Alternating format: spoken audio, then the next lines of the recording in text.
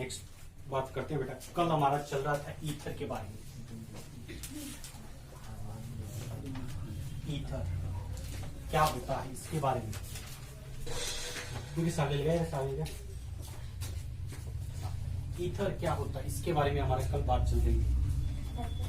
तो बेटा ध्यान रखना है कि ROR दोनों तरफ यदि ऑक्सीजन के R जुड़े रहते हैं तो इसको अपन क्या कहते हैं, ईथर कहते हैं। दोनों तरफ ऑक्सीजन की इस डायरेक्शन, इधर भी R और इधर भी R, दोनों तरफ यदि R होते हैं तो इसको क्या कहते हैं, अपन ईथर कहते हैं।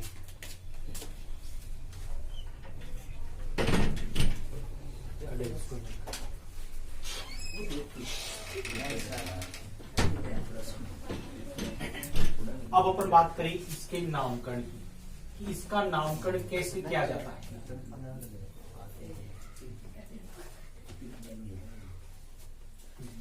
तो बेटा इसके नामकरण की कितनी पद्धतियां हैं, 2। पहली पद्धति कहलाती है सिंपल, सामान्य, जिसको अपन कहते हैं रूढ़ पद्धति, सामान्य या रूढ़ पद्धति। दूसरी पद्धति कहलाती है IUPAC, जिसकी फुल फॉर्म क्या होती है, फुल फॉर्म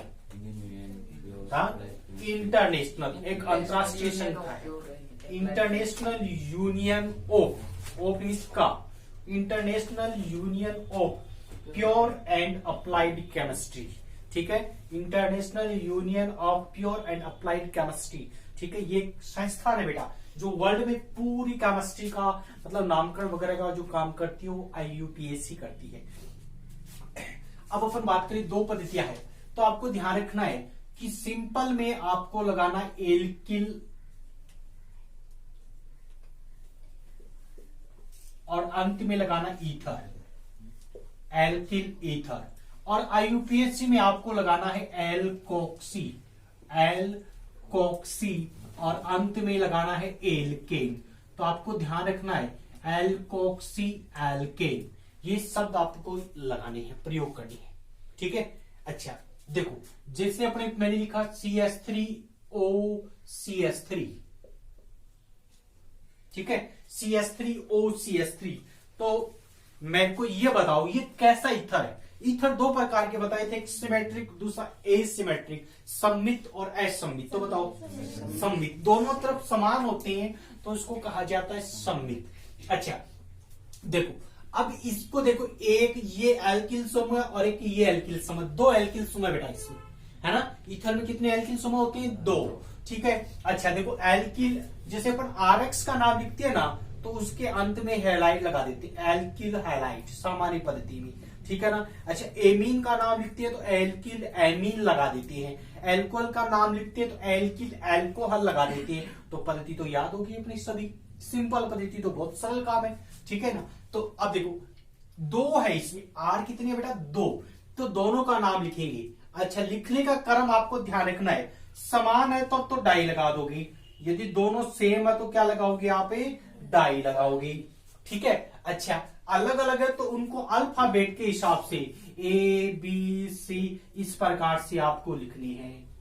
क्लियर, यदि दोनों सेम है तब तो आगे क्या लगाओगे, डाई। अच्छा दोनों नाम अलग अलग है, एक कार्बन एक 2 कार्बन, या एक 2 कार्बन एक 5 कार्बन, या एक 2 कार्बन एक 6 कार्बन, तो अलग अलग है तो उनका आप अल्फाबेट के हिसाब से, अंग्रेजी वर्णमाला के हिसाब से उनका नाम लिखा जाएगा। क्लियर, चलो तो अब पहले अपन सिंपल पद्धति के बारे में बात करते हैं कि सिंपल पद्धति में इनका नामकरण कैसे लिखते हैं अपन। देखो यहां पर एक है और ये दोनों सेम है तो सम्मित होगा, तो उसके आगे तो आपको लगाना डाई। क्या लगाना है, डाई। ठीक है, अब ये क्या है, CH3 को अपन कहते हैं मेथ, और अंत में इल लगाना है तो मैथिल, क्योंकि एल्किल तो नाम हो गया मैथिल, और अंत में क्या लगाना है, ईथर, तो नाम हो गया डाई मैथिल ईथर। अच्छा देखो अब मैंने लिखा C2H5O, C2H5, क्या नाम होगा, हाँ क्या नाम होगा, डाई एथिल ईथर, इसका नाम हो गया। Die ethyl ether. अच्छा, जब यहां पर एक CH3 है और दूसरा OC2H5 है तो क्या नाम होगा? हाँ, पहले एथिल लिखोगे कि मैथिल लिखोगे? एथिल, क्योंकि ये अल्फाबेट में पहले आता है, ई से स्टार्ट होता है बेटा ये, तो नाम हो गया एथिल, मैथिल और ईथर। Ethyl Maithil ether. अच्छा, CH3OC6H5 इसको क्या बोलोगे? CH3OC6H5 इसको क्या बोलोगे आप बेटा? ये यदि इसको अपन वैसे तो कहते हैं बेंजीन, क्या कहते हैं, लेकिन जब इसको आप सिंपल पद्धति में देखते हो तो इसके लिए लगाया जाता फेनिल। क्या लगाया जाता है? फेनिल। फेनिल, ठीक है। अच्छा, ये तो स्टार्ट होता है पी से, PHE, ठीक है, और ये किससे स्टार्ट होता है? M से, ME, ठीक है, मिथाइल, ठीक है, ये तो मिथाइल है बेटा, और ये फिनाइल है, तो कौन सा पहले लिखा जाएगा? मिथाइल या methyl? Methyl phenyl ether, methyl phenyl ether, ठीक है। इसी प्रकार से यदि अपन आगे वाली बात करें, C6H5O C6H5 क्या नाम हो जाएगा इसका? क्या नाम हो जाएगा sir? Diphenyl ether. Diphenyl ether इसका नामकरण हो जाएगा, ठीक है। तो ये तो है अपने पास सामान्य पद्धति, जो भी नाम हो उसके आगे आप लिखते जाए, ठीक है ना, ठीक है। अच्छा, 3 कार्बन होंगे तो प्रोपिल। एक और बात कर लेते हैं, जैसे ये C2H5 है और ये अपने पास में लिखा CH2 CH3, तो इसका क्या नाम होगा? बोलो, इसका क्या नाम होगा बेटा? ये क्या कहलाता है? ये कहलाता है एथिल। क्या कहलाता है? ये क्या कहलाता है? प्रोपिल। प्रोपिल है ना। अच्छा, प्रोपिल भी 2 तरह से हो सकते हैं बेटा। मान लो ये कार्बन जुड़ा होता, जैसे OC एक इधर और एक इधर, समझ गए क्या? अच्छा, तो इसको तो ये तो होता नॉर्मल, ये सीधी चेन है ना, तो सीधी चेन के लिए तो अपन क्या लगाते हैं? नॉर्मल। क्या लगाते हैं? Normal propyl. नॉर्मल सीधी चेन होगी तो नॉर्मल प्राणी बोलते हैं अपन। सीधा होता है उसको क्या बोलते हैं? नॉर्मल प्राणी। अच्छा, ये यदि ब्रांच हो जाए ना, ब्रांच है ना, एक इधर और एक इधर, मतलब बीच वाले कार्बन से यदि ऑक्सीजन जुड़ जाता है तो आपको क्या लगाते हैं भैया? आइसो। क्या लगाते हैं? 3 कार्बन में 2 शब्द आते हैं, एक तो नॉर्मल आता है, दूसरा आइसो। तो सीधी चेन है तब तो क्या लगाना है? नॉर्मल। और ब्रांचिंग हो जाए इधर और इधर तो क्या लगाना है आपको? आइसो। तो ये क्या हो गया? आइसो, ठीक है, क्लियर। अब देखो, ये तो क्या है अपने पास? एथिल। कहां से चालू होगा? ई से, और ये कहां से होगा? पी। प्रोपिल से पहले कौन लिखोगे? एथिल। तो इसका नाम हो गया एथिल, फिर प्रोपिल। प्रोपिल कैसा बेटा? ये normal propyl ether, clear. Normal propyl ether, ethyl normal propyl ether, clear. अच्छा, अब देखो आईयूपीएससी में अपने पास क्या होगी? 2 कार्बन चेन है अपने पास, है ना, 2 कार्बन चेन है ना, एक ये है, एक इधर वाली है ना। तो अब आपको काउंटिंग करते वक्त ध्यान रखना है कि छोटे के साथ इस ऑक्सीजन को जुड़ना है। छोटी के साथ, छोटी जो श्रृंखला होगी उसके साथ आपको ऑक्सीजन काउंटिंग में लाना है, ठीक है। बड़े वाले को अपन क्या कहेंगे? एल्केन। क्या बोलोगे? एल्केन। छोटे वाले को क्या बोलोगे? एल्कोक्सी। छोटे वाले को क्या बोलोगे? एल्कोक्सी। बड़े वाले को क्या बोलोगे? एल्केन। छोटे वाले को क्या बोलोगे? एल्कोक्सी। बड़े वाले को एल्केन। तो बात करिए अपन, देखो ये दोनों भी बराबर है, तो किसी को भी एल्कोक्सी मान लो, किसी को भी एल्केन मान लो, कोई दिक्कत नहीं है। तो इस पहले वाले का क्या नाम होगा बताओ? Methoxy methane. मैथोक्सी मेथेन नाम हो गया इसका, तो बहुत सरल नाम है इसका, तो मैथोक्सी मेथेन। अच्छा, अब दूसरे वाले को भी कोई दिक्कत नहीं, दोनों तरफ समान है। तो ये एक हो गया अपने पास एल्कोक्सी और दूसरा क्या हो गया? एल्केन। तो क्या नाम हो गया इसका? एथोक्सी। 2 कार्बन को एथ ऑक्सी और जोड़ दिया तो एथोक्सी, और अंत में क्या लगा देंगे अपन, एथेन, तो एथोक्सी एथेन। अगला बात करें इस पर क्या नाम होगा, बोलो। मैथोक्सी बोलोगे एथोक्सी बोलोगे? हाँ, मैथोक्सी बोलोगे कि एथोक्सी बोलोगे? अरे बेटा छोटे वाला एल्कोक्सी, छोटे वाला छोटे कार्बन के साथ ऑक्सीजन बोलना आपको। तो एल्कोक्सी कौन सा, छोटे वाला, बड़े वाला एल्केन। तो ये छोटे वाला क्या है, एल्कोक्सी। तो क्या नाम हुआ इसका, मैथोक्सी। क्या नाम हो गया, मैथोक्सी। ठीक है, मैथोक्सी। अब बड़ी चेन में कितने कार्बन है, 2, तो क्या बोल दोगे, एथेन, मैथोक्सी एथेन। नेक्स्ट अगले वाले में बात करें, अगले वाले में तो छोटे वाला ये, ठीक है, छोटे वाला ये क्या नाम हो जाएगा, मैथोक्सी। हाँ, हेक्सीन है क्या ये, हेक्सेन है ये,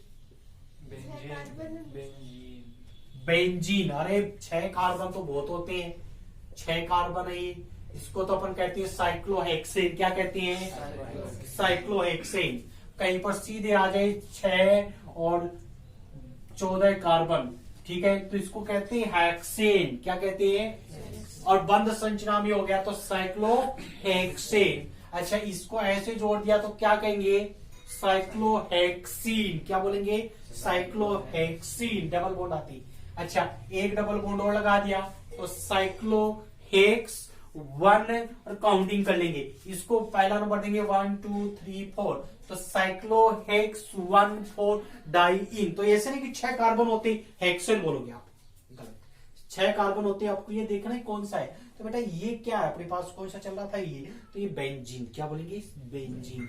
ठीक है ना, साइक्लो क्या हो गया, मैथोक्सी बेंजीन। अगला देखो क्या होगा, बोलो अगला बोलो।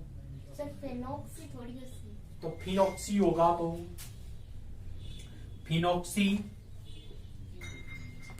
Benzene, phenoxy benzene. ठीक है, फिनोक्सी, क्योंकि फेनिल समूह होता है, फेनिल समूह है, ठीक है ना, फेनिल, और प्रमुख होता है तो बेंजीन, फिनोक्सी बेंजीन। अगला बताओ, ethoxy, ethoxy propane, ethoxy propane, ethoxy propane को उतार लो। जब भी बेटा अपन को ध्यान रखना है कि देखो, अच्छा, इस जो ये जो है ना कि एक बेंजीन रिंग है और एक CH3, तो बेटा इसको आईपीएससी में एक अलग नाम से भी जाना जाता है, इसको कहा जाता है एनिसोल। क्या कहा जाता है, एनिसोल। एनिसोल किसको कहा जाता है, तो इसको नाम से जाना जाता है बेटा, ठीक है, क्या नाम से जाना जाता है, एनिसोल। क्या नाम से जाना जाता है, एनिसोल। चाहे तो मैथोक्सी बेंजीन बोल दो, या इसको विशेष नाम से क्या जाना जाता है, नाम से जाना जाता है, क्या जाना जाता है, एनिसोल।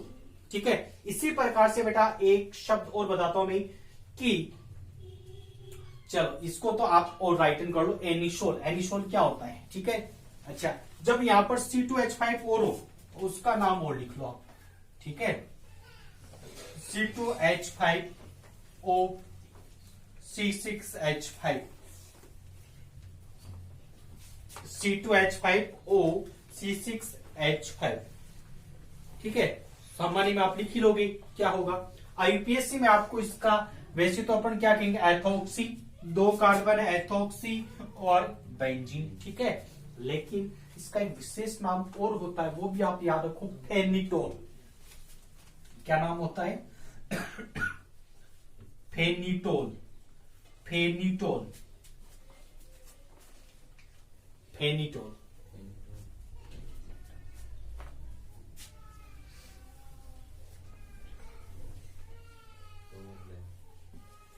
टोल,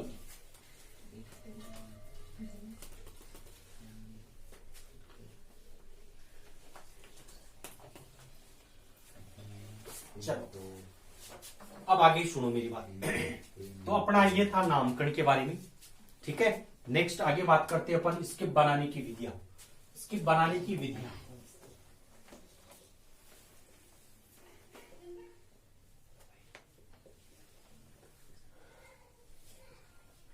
पहली विधि आप लिखो एल्कोहल से, एल्कोहल से।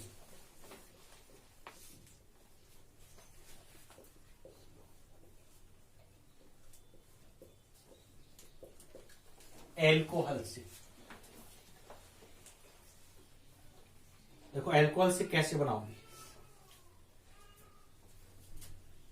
CH3 CH2OH, ठीक है।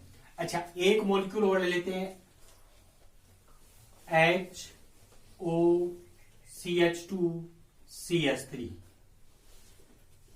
ठीक है। तो बेटा एक से तो क्या निकल जाएगा H, दूसरे से क्या निकल जाएगा OH, H2 अलग हो गया। अच्छा क्या बन गया आप देखो C2H5 C2H5 C3, देखो एक कार्बन और एक ये कार्बन दोनों का एक साथ भी लिख सकते हैं आप, C2, ठीक है। H कितने हो गए 5, तो H5, ठीक है। अच्छा क्या बाहर निकल गया बेटा, तो निकल गया H2O, जल का अणु बाहर निकल गया, ठीक है। अच्छा ये जो रिएक्शन होती है वो ध्यान रखना है किसकी प्रेजेंस में होती है, तो एल्यूमिना की प्रेजेंस में भी करवा सकते हैं और करवा सकते हैं एल्यूमिनियम की प्रेजेंस में, और ये रिएक्शन होती है 523 केल्विन टेम्परेचर पर, 523। अभी आपको मैंने कुछ विशेष टेम्परेचर भी बताए थे बेटा, याद है क्या, 413 443, याद आया क्या, ठीक है। तो 413 पर अलग प्रोडक्ट बन रहा था, 443 पर अलग प्रोडक्ट बन रहा था, कब, जब अपन यहां पर सांद्र H2SO4 लेती है, तो सांद्र H2SO4 वो भी क्या काम करता है, निर्जलीय कारक होता है, ठीक है, निर्जलीय कारक होता है। अच्छा इसी प्रकार से आपको ध्यान रखना है कि ये एल्यूमिना भी क्या काम करता है, निर्जलीय कारक होता है, जल का अणु बाहर निकालता है, डिहाइड्रेटिंग एजेंट होता है। निर्जलीय कारक मतलब क्या होता है, जल का अणु बाहर निकालने वाले, तो ये क्या होता है, एल्यूमिना भी क्या होता है, निर्जलीय कारक होता है, जल का अणु बाहर निकालता है। कौन को निकालते हैं एक बार बताइए आप, H2SO4, दूसरा HNO3, नहीं H3PO4 phosphoric acid, H2SO4 H3PO4 और एक आ गई ये एल्यूमिना। तीनों का प्रमुख यही काम होता है, क्या काम करती है, जल के अणु को बाहर निकाल देते हैं, तो जल का अणु बाहर निकल गया। देखो इस रिएक्शन के टेम्परेचर बहुत इंपॉर्टेंट है बेटा, 523 पर क्या बनता है, ये क्या बनता है, ईथर बनता है, ठीक है ना। अच्छा टेम्परेचर बढ़ा दिया हमने, वहां पर भी हमने देखा था कि 413 पर क्या बन रहा था, ईथर, क्या बन रहा था, और टेम्परेचर बढ़ाया था तो बन गई थी एल्कीन 443 पर। उसी प्रकार से यदि अपन यहां पर टेम्परेचर बढ़ा दे CH3 CH2OH और इसका टेम्परेचर मैंने बढ़ा दिया, अपन प्रेजेंस उसी एल्यूमिना की प्रेजेंस में करवा रहे हैं, और ये 653 केल्विन टेम्परेचर पर यदि करवाए, देखो वही रिएक्शन है सेम, बस टेम्परेचर बढ़ा दिया, गर्म कर दिया। तो बेटा ध्यान रखना है कि यहां पर जब कम टेम्परेचर होता है तो 2 से 1 निकलता है, कितना निकलता है, 2 से 1, ठीक है ना। अच्छा 2 से 1 H2 निकला। अब यदि मान लो अपन टेम्परेचर और बढ़ा दे, तो टेम्परेचर आपको पता है किसी चीज को गर्म करते तो जल बाहर निकलता है, तो यहां पर भी क्या होता है, टेम्परेचर और बढ़ा दिया तो ये एक ही अणु से क्या होगा, अपने पास जल का अणु निकल जाएगा, ठीक है। तो यहां से तो क्या निकल गया, और यहां से पड़ोसी से H, क्या बन गई CH2, बीच में क्या आ गया, डबल बॉन्ड और H2O, ठीक है, क्या बन गई ये एथीन, एल्कीन, या इसका नाम क्या होता है एल्कीन का, एथीन, 2 कार्बन को 8, ठीक है, तो एथीन, ठीक है। अच्छा इसका क्या नाम है, डाई एथिल ईथर, IPAC में एथोक्सी एथीन, क्लियर। तो ये टेम्परेचर आपको याद रखना 523 प्लस 653, एग्जाम में बहुत ये मिस्टेक कर देता है, आप रट के जाते हो लेकिन टेम्परेचर का पता ही नहीं होता, टेम्परेचर उल्ट पुल्ट हो जाता है। तो अपन को ध्यान रखना है कि भैया कम टेम्परेचर होगा तो 2 से 1 जल निकलेगा, ठीक है, और ज्यादा हो गया तो 1 से ही निकलने लग जाएगा, ठीक है ना। नेक्स्ट दूसरे प्रकार की reaction, very important reaction, Williamson ether संश्लेषण, विलियमसन ईथर संश्लेषण। इसके ऊपर बेटा वेरी इंपॉर्टेंट लगाओ, ये रिएक्शन कंप्लीट करने में पूछ सकते हैं और वैसे भी पूछ सकते हैं, और वैसे हमने एक बार इसको पढ़ा भी है। विलियमसन ईथर संश्लेषण, ध्यान से सुनो इसको पहले आप अच्छी तरह। विलियमसन ईथर संश्लेषण क्या होता है? देखो आर एक्स को क्या कहते हैं अपन? Alkyl halide. इस एल्किल हैलाइड भैया किस प्रकार की रिएक्शन शो करता है? एल्किल हैलाइड, एल्किल हैलाइड किस प्रकार की रिएक्शन प्रदर्शित करता है? इस आर पर कैसा चार्ज है? प्लस, तो कौन आकर जुड़ेगा? माइनस वाले को क्या कहते हैं? नाभिक स्नेही। क्या कहते हैं?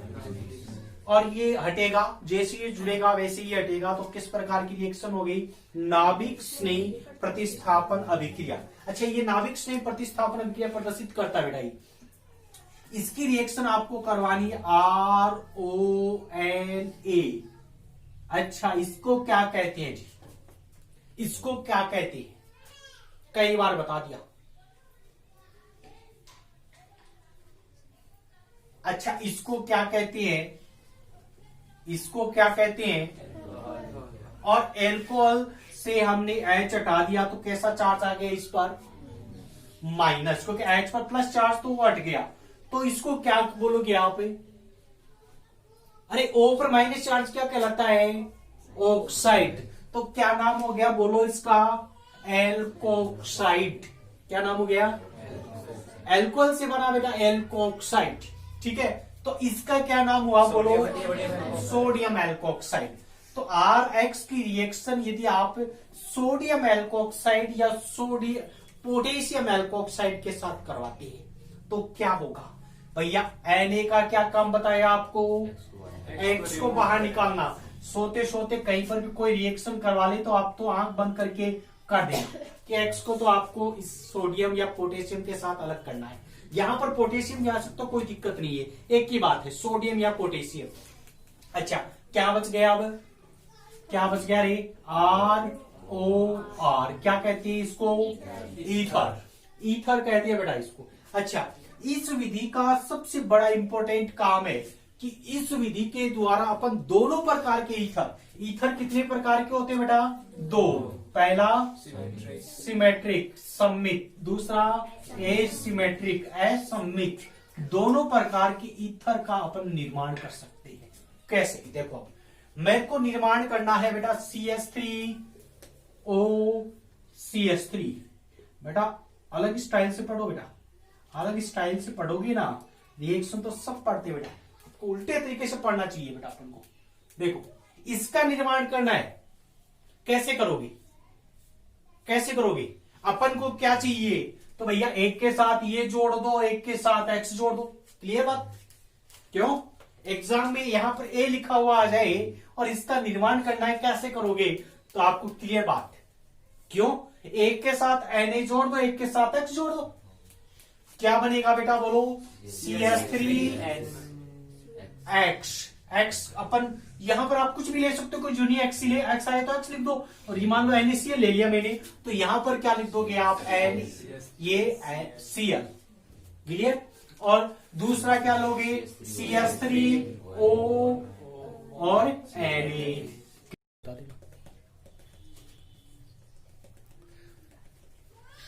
तो बेटा बात करें पर नाभिक स्नेह प्रतिस्थापन अभिक्रिया, तो कौन प्रदर्शित करता है? प्राइमरी। प्राइमरी कौन प्रदर्शित करता है?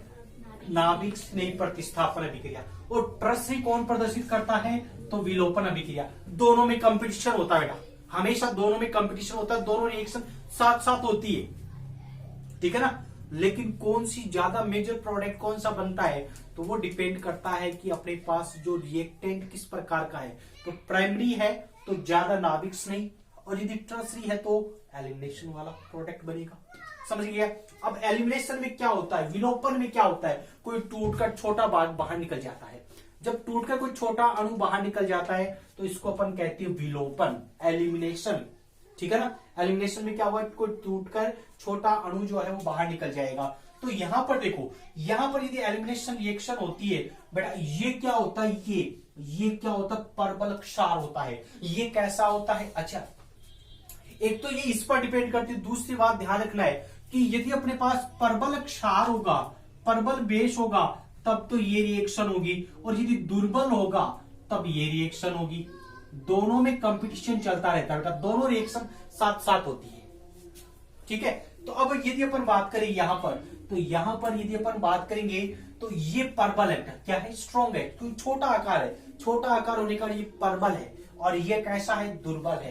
तो दुर्बल होने के कारण कैसी रिएक्शन, नाभिक स्नेह प्रतिस्थापन अभिक्रिया, और ये कैसा है बेटा, प्रबल। प्रबल होने के कारण एलिमिनेशन रिएक्शन। एलिमिनेशन रिएक्शन में क्या होगा, एक तो निकलेगा यहां से Cl, और एक कार्बन से क्या निकल जाएगा, H, क्या अलग हो जाएगा, HCl। HCl अलग हो गया, तो इसमें जहां से इससे Cl और यहां से हमने H अलग किया, तो यहां पर क्या आ जाएगा, बीच में डबल बॉन्ड। क्या बन गया, एक कार्बन इससे दो तो जुड़ गए अपने पास CH3, दो तो CH3, और एक डबल बॉन्ड द्वारा क्या जुड़ गया, CH2, एल्कीन का निर्माण हो जाता है। क्लियर। तो ये थी अपने पास विलियमसन ईथर संश्लेषण। इसके द्वारा अपन दोनों प्रकार के ईथर, सममित और असममित, दोनों का निर्माण कर सकते हैं। क्लियर, ठीक है, तो लिखिए फिर। पिक्सल कम कर दो सर।